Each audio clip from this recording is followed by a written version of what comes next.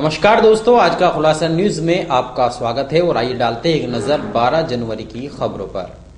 शामली में चोरों ने बंद मकान के ताले तोड़कर लाखों रुपए की नकदी और सोने चांदी के आभूषण चोरी कर लिए। सूचना पर पीड़ित परिवार घर पहुंचा और मामले की सूचना कोतवाली पुलिस को दी। पुलिस ने घटना स्थल का निरीक्षण करते हुए जल्द ही घटना का खुलासा करने का आश्वासन दिया है। मौके पर नशीले पदार्थ तथा जली हुई माचिस की तीलियां भी बरामद हुई हैं। शामली कोतवाली क्षेत्र के मोहल्ला बरखंडी रोड निवासी रोशनी देवी अपने पति सुमेर सिंह के साथ मकान पर अकेली रहती थी। बताया जाता है कुछ दिन पूर्व सुमेर सिंह का बीमारी के चलते निधन हो गया था, जिसके चलते रोशनी देवी अपने पति के पैतृक गांव ऊदपुर थाना झिंझाना में पति के शव का दाह संस्कार करने के लिए चली गई थी। गत शुक्रवार को वृद्ध महिला पति की रस्म तेहरवी कर घर वापस लौट आई थी, लेकिन अकेलापन होने के कारण वे देर शाम मकान में ताला लगाकर गांव ऊदपुर चली गई थी। आरोपी के बंद मकान का फायदा उठाते हुए चोरों ने मकान के ताले तोड़कर घर में रखी लाखों रुपए की नकदी, सोने चांदी के जेवरात और अन्य सामान चोरी कर लिया। शनिवार सवेरे आसपास मौजूद लोगों ने मकान के ताले टूटे देख मामले की सूचना रोशनी देवी को दी, जिस पर मौके पर पहुंची रोशनी ने परिजनों को साथ लेकर जानकारी कोतवाली पुलिस को दी।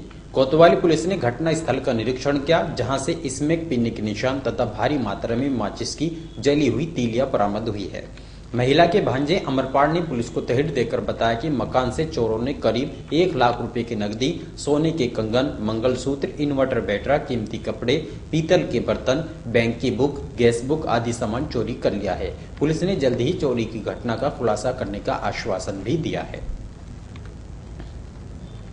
ई रिक्शा यूनियन के अध्यक्ष पवन कश्यप ने बताया कि यातायात नियमों के प्रति रिक्शा चालकों को जागरूक करने के लिए रविवार को शामली के कैराना रोड पर एक बैठक का आयोजन किया जाएगा, जिसमें रिक्शा चालकों को नियम तथा शासनादेश की जानकारी दी जाएगी। शनिवार को शामली के कैराना रोड स्थित कार्यालय पर ई रिक्शा यूनियन के अध्यक्ष पवन कुमार कश्यप ने एक ई रिक्शा चालकों की बैठक का आयोजन किया, जिसमें उन्होंने कहा कि आगामी रविवार को शामली के कैरान रोड पर एक ई रिक्शा चालकों की विशाल जनसभा का आयोजन किया जाएगा, जिसमें पुलिस अधिकारियों को बुलाकर ई रिक्शा चालकों को यातायात नियमों के बारे में जानकारी दी जाएगी। उन्होंने सभी से उक्त जनसभा में पहुंचने का आह्वान किया है। इनरव्हील क्लब ऑफ शामली का स्थापना दिवस बड़े ही धूमधाम के साथ मनाया गया, जिसमें सभी ने केक काटकर एक दूसरे को बधाई दी तथा क्लब द्वारा किए जाए कार्यों पर विस्तार से प्रकाश भी डाला गया।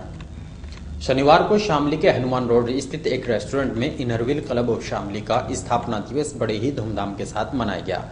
इस अवसर पर क्लब अध्यक्षा मीनाक्षी महेश्वरी ने अपनी टीम के सदस्यों को साथ लेकर केक काटा और एक दूसरे को बधाई दी। इस दौरान उन्होंने कहा कि इनरव्हील क्लब 103 कंट्री में कार्य कर रही है, जिसके देश भर में करीब 10,05,632 सदस्य हैं। इस वर्ष क्लब द्वारा हैप्पी स्कूल, वृक्षारोपण तथा शौचालय निर्माण कराए गए। इसके अलावा विभिन्न स्कूलों में देशभक्ति क्विज प्रतियोगिता का आयोजन किया गया। ऐसा है बच्चों के लिए जर्सी, क्रम टोपी आदि का वितरण भी किया गया। चिकित्सा क्षेत्र में आई कैंप लगाए गए। छात्रों के लिए स्कूल में वेंडिंग मशीन का भी वितरण किया गया। बेटी बचाओ बेटी पढ़ाओ तथा नारी सशक्तिकरण पर भी अनेकों कार्य किए गए हैं। इस अवसर पर उन्होंने आगे भी समाज सेवा के लिए कार्य करने का आश्वासन दिया है।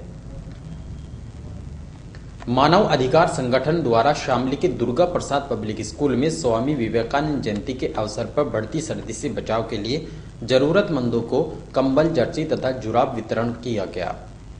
शनिवार को शामली के बुढ़ाना रोड स्थित दुर्गा प्रसाद पब्लिक स्कूल में मानव अधिकार संगठन द्वारा स्वामी विवेकानंद जयंती के अवसर पर बढ़ती सर्दी से बचाव के लिए गरीबों को गर्म कपड़े वितरित किए गए। मुख्य अतिथि के रूप में पहुंचे अरविंद दृष्टा जी महाराज व संस्था के अध्यक्ष डॉक्टर राजेंद्र गोयल ने संयुक्त रूप से स्वामी विवेकानंद के चित्र पर पुष्प अर्पित कर कार्यक्रम का शुभारंभ किया। इस अवसर पर करीब 125 कंबल, 50 जुराब और 25 जर्सियां वितरित की गई। कार्यक्रम को संबोधित करते हुए अरविंद दृष्टा जी महाराज ने कहा कि समाज सेवा बेहद जरूरी है। सर्दी के मौसम में गरीबों की सेवा करना एक पुनीत कार्य है। परमात्मा उक्त सेवा को स्वीकार करता है। परमात्मा का स्मरण करने से ही सारे कार्य शांतिपूर्ण तरीके से संपन्न हो जाते हैं। आगामी लोकसभा चुनाव के मद्देनजर भाजपा को करारी शिकस्त देने के लिए समाजवादी पार्टी व बहुजन समाज पार्टी का गठबंधन होने के साथ ही बसपा और सपा कार्यकर्ताओं में खुशी की लहर तोड़ गई है। कार्यकर्ताओं ने एक दूसरे को मिठाइयां खिलाकर खुशी का इजहार किया। शनिवार को लोकसभा चुनाव के मद्देनजर सपा व बसपा का गठबंधन हो गया है, जिसमें दोनों पार्टियों की 38 सीटों पर सहमति हो गई है, जबकि 4 सीटें अन्य दलों को दी गई हैं, जिसके चलते बसपा व सपा कार्यकर्ताओं में खुशी की लहर दौड़ गई। समाजवादी पार्टी के जिला कार्यालय पर दोनों पार्टियों के पदाधिकारियों ने एक दूसरे को मिठाइयां खिलाकर खुशी का इजहार किया है। बसपा जिलाध्यक्ष सुशील नाहरिया ने कहा कि भाजपा के झूठे और भ्रष्टाचार से लोगों को निजात दिलाने के लिए गठबंधन बेहद जरूरी था। गठबंधन से ही देश को गति मिलेगी। सपा प्रवक्ता प्रोफेसर सुधीर पवार ने कहा कि भाजपा ने देश में सांप्रदायिकता फैलाकर देश की जनता को गुमराह करने का काम किया है। भाजपा में किसान, मजदूर तथा युवा पीड़ित है। गठबंधन से ही देश को तरक्की मिलेगी।